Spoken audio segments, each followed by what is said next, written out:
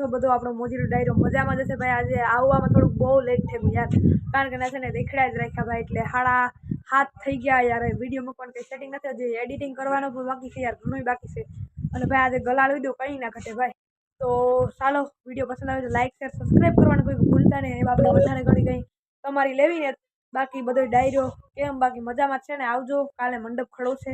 આજે વિડીયો આવી જશે પણ 8 વાગે લગભગ 100% હું અપલોડ કરી જ નાખી।